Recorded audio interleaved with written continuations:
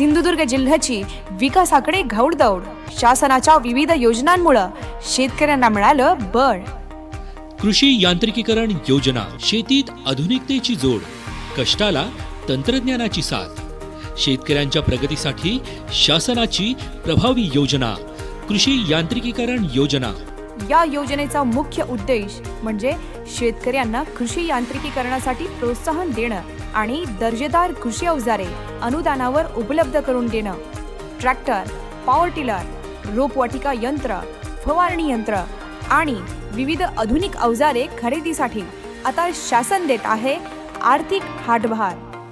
सिंधुदुर्ग जिल्ह्यात या योजनेअंतर्गत तब्बल 8,000 लाभार्थ्यांना मिळाले आहेत 17 कोटी रुपयांचे आर्थिक सहाय्य. अधिक माहितीसाठी तालुका कृषी अधिकारी कार्यालय किंवा कृषी विभागाच्या www.krishi.maharashtra.gov.in या संकेतस्थळाला भेट द्या.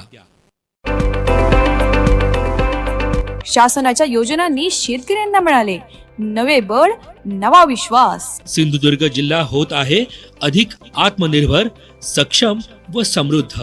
प्रस्तुती जिल्हा माहिती कार्यालय Sindhudurg. Konkan live breaking news channel. अचूक बातमी, थेट हल्ला. कोकणातील ज्वलंत प्रश्नावर मर्मभेदी लिखाण करून सत्य मांडणारे निर्भीड चॅनल. लाईक करा, सबस्क्राईब करा आणि फॉलो करा.